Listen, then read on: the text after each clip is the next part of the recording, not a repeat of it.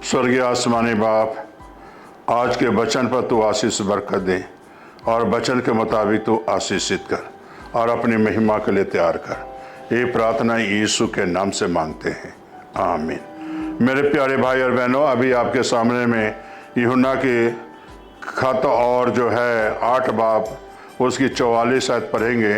यहाँ इस तरह लिखा हुआ है, तुम अपने पिता से शैतान से हो और अपने पिता की लालसाओं को पूरा करना चाहते हो। वह तो आरंभ से हत्यारा है और सत्य पर स्थिर नहीं रहा, क्योंकि सत्य उसमें है ही नहीं। और जब वह झूठ बोलता है तो अपने स्वभाव से ही बोलता है, क्योंकि वह झूठा है, वरन झूठा का पिता है।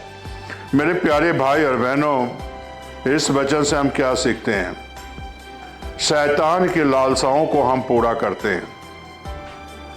जैसा शैतान चाहता है वैसा ही हम करते हैं। मेरे प्यारे भाई बहनों, आज देखिए हर जगह पर हाहाकार मची हुई है।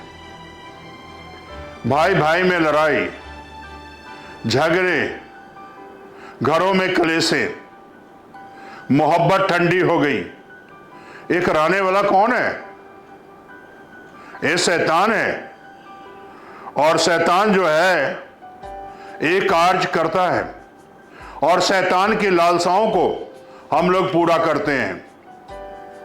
शैतान की लालसा जो है, हम लोग उस लालसा में फंसे हुए हैं। मेरे प्यारे भाई बहनों, जक्कई भी इसी लालसा में फंसा हुआ था, उराव पुत्र भी इसी लालसा में फंसा हुआ था। से मेरे पिता के पास बहुत से धन दौलत है, मैं लेकर चला जाऊंगा दूर देश।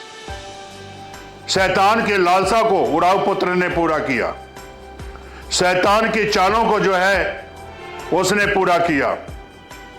और मेरे प्यारे भाई बहनों, शैतान की लालसा विनाश होती है, अंधकार होती है।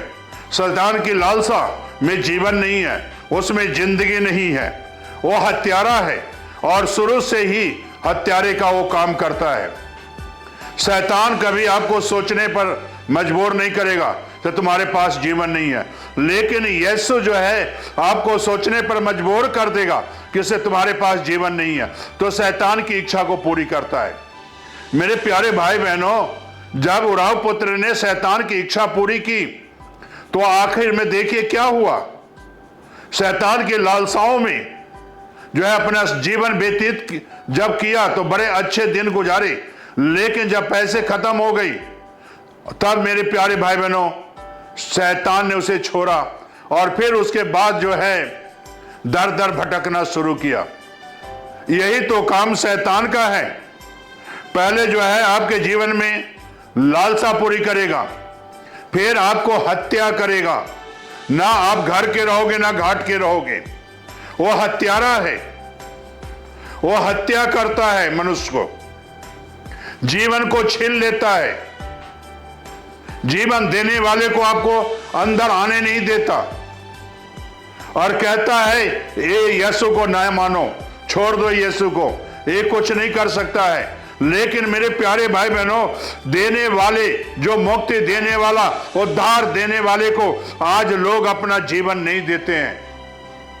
आज बहुत से अपनी लालसा पूरी करने के लिए परमेश्वर को छोड़ देते हैं और हत्यारे के हाथ में चले जाते हैं, जिसके पास जीवन नहीं है, जिसके पास जिंदगी नहीं है।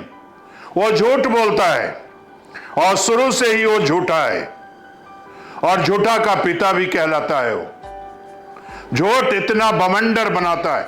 उराव पुत्र को भी तो सिखाया और उराव पुत्र ने जो है पिता से सारी चीजें मांगा, पिता ने दे दिया, दूर देश में चला गया। आखिर में देखो क्या हुआ, अपने दौलत बद चलनी में उड़ा दिया। आखिर में देखो रोटी तक भी नसीब नहीं। मेरे प्यारे भाई बहनों, शैतान जो है आपके नसीब को छीनता है और यीशु आपके नसीब को बनाता है।